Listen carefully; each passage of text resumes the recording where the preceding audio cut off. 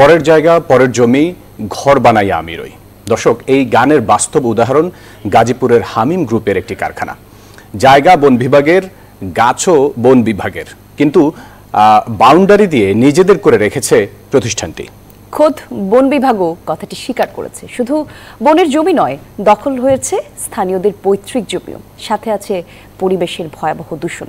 বিস্তারিত অনুসন্ধানী প্রতিবেদনে দেখুন দর্শক। বন বিভাগের সাইনবোর্ড লাগানো জমি, যার পরিমাণ 4.62 একর, যেখানে লাগানো আছে আকাশমণি, নিম, মেহগনি গাছ। কিন্তু বাস্তবতা একেবারেই ভিন্ন। এটি পুরোপুরি বন বিভাগের দখলে নেই, এটি হামিম গ্রুপের বাউন্ডারির ভেতরে।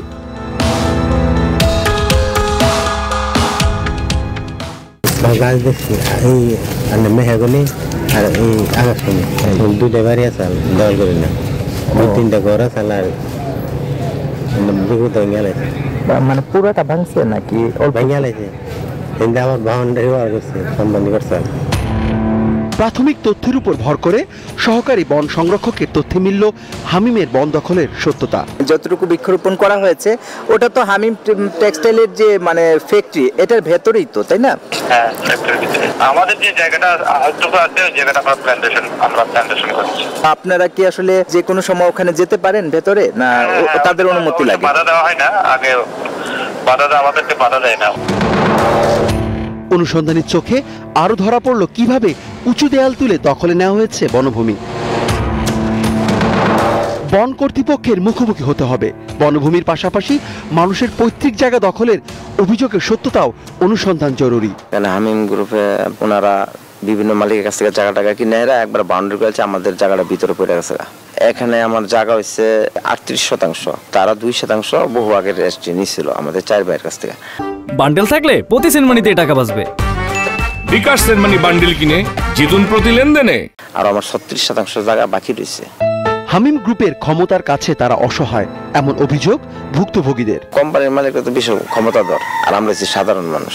এখানে মনে করেন যে বন বিভাগের কিছু জায়গা টাকা আছে, এখানে যেখানে বন বিভাগ ব্যর্থ হয় না, আমার মতন দুলালের কোনো খানা নাই।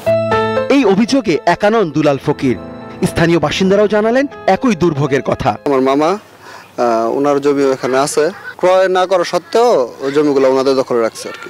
আমি আমার মামার নিয়ে গেছিলাম, ওনারা এগুলা নিয়ে আর কি কোনো ধরনের হেডেক দেখায় নাই।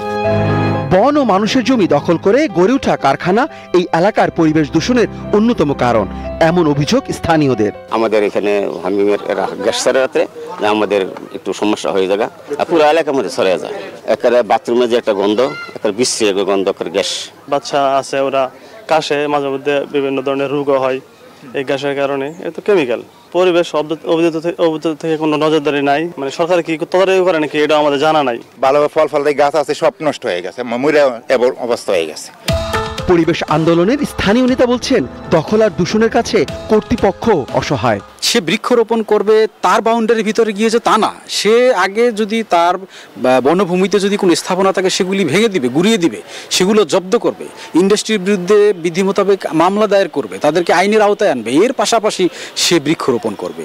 এখন ইন্ডাস্ট্রির বাউন্ডারির ভিতরে গিয়ে যদি সে বৃক্ষরোপণ করে, এটা তো কোনো লাভ হলো না। সে তো ইন্ডাস্ট্রি কর্তৃপক্ষ রাতের আধারে এই বৃক্ষগুলি কেটে ফেলবে। রেজাল্ট কি? Result zero. ঢাকা বিভাগীয় বন কর্মকর্তার কাছে প্রশ্ন ছিল, চোখের সামনে এই দখল দূষণের পরও তারা কি ব্যবস্থা নিয়েছেন? সরকারি জমিতে মানে ব্যক্তি কোনো প্রতিষ্ঠান বা ব্যক্তিগতভাবে কি কেউ দেয়াল দেওয়ার কোনো সুযোগ আছে? ঠিক এই কারণেই কিন্তু আমরা এটাকে জবরদখল বলছি।